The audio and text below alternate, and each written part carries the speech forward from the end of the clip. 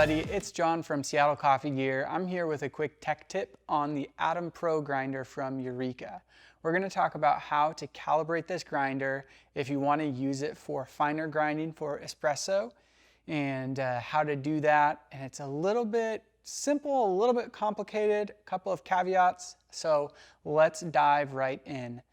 This grinder has a unique burr set from Eureka. It's slightly different than the Olympus 75 burrs found in their 75mm burr grinders like the Olympus or the Atom 75. And if you want to see what those look like, you can check out our crew review for this grinder, the Atom Pro. I'm not going to crack it fully open to show you those, but we found when we got our demo of this grinder that it was actually in a really good range already, so we didn't need to do much calibration to it to get it to be able to grind fine enough to pull espresso. I have heard feedback from some customers that they were not able to get to the espresso range with their grinders, so we've talked through that with some different folks and decided we need to make a video on it. So to start, the adjustment knob goes from 0 to 20, or whatever you want to call that. But if you start moving this around, you'll find there's a little knob here that is kind of sticking out from the grinder. So this knob interacts with another knob that's kind of hidden back here, and it basically acts as a stop point. So you can, I don't know if you can hear that, but acts as a stop point from preventing you from going finer or preventing you from going coarser. There we go. So I think Eureka did that to protect the internals of the grinder just in case, but in the possibility that your grinder came with the set point too far away from the espresso range, this is a video showing you how to set that up. So you're going to need one or two tools. You might need two, but they're just going to be Allen keys. One is a 2mm Allen key and the other is a 2.5mm Allen key. So I got these T-handled ones here, but you take out this little nut here, and once that is out, you're basically just following your standard calibration process. If you've watched videos on any of the Koenig grinders or some other single revolution grinders, some of the bun grinders, it's the same step for that. So you want to start a little bit coarser and then kick your grinder on.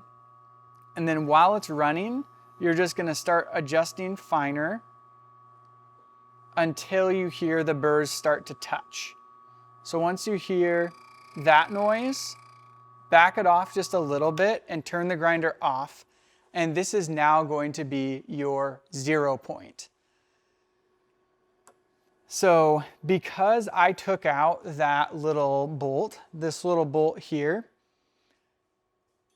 I no longer have that safeguard that stops me from adjusting the burrs. So that's one thing we do want to mention. If you're going to do this, remember that if you removed this, you no longer have that safeguard in place. So you can keep turning this until the burrs touch.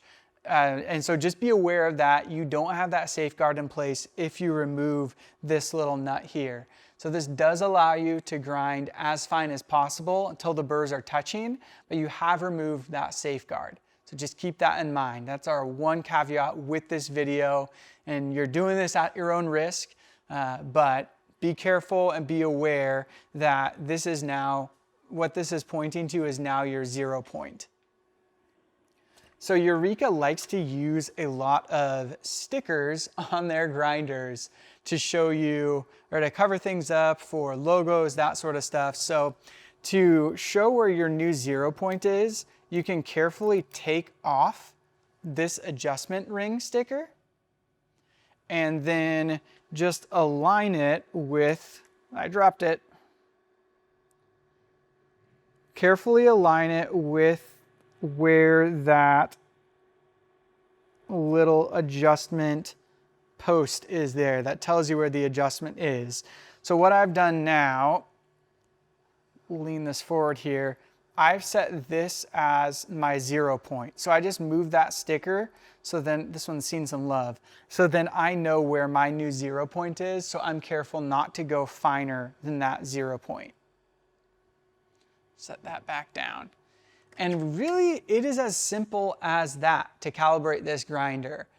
Again, be careful if you're gonna do this because you no longer have this little safeguard here that can prevent you from turning the burrs too close to each other and possibly locking up the grinder. So be careful, but this grinder does pull some really tasty espresso. I found that out in the GS3 MP video, and I've used it with some other machines and really like the results I got from it. So if you have this grinder at home, there's a quick guide on how to calibrate this grinder to get as fine as possible and be able to do better espresso grinding. A few other tips. Sometimes it can seem like this knob is harder to turn. There is some resistance to it, so keep that in mind. But as long as you're not at that 0 point, I mean, you can just back it off, coarser before you start and then turn it on, and you can be pretty certain you're not gonna be having the burrs touching. So that's what I would suggest is before you do this, adjust the burrs coarse, start it, and then start to go fine. But again, remember, you don't have that safety guard in place, so be careful if you're gonna do this. I know I've said that a bunch of times. If you have questions about this video, leave us a comment down below. I'll try and jump in the comment section once this video goes live so I can answer some of those questions if you have them. Make sure to like this video and subscribe to our channel if you want to see more of what we're doing. We also just appreciate when you do that. We like seeing that number grow because it means we're doing something right. So we appreciate your support. We appreciate you checking out this video. Hopefully it was helpful to you. And again, if you have questions, check it out down below. Send us an email. And also check this out on our website. Thank you so much for watching. Have a great day.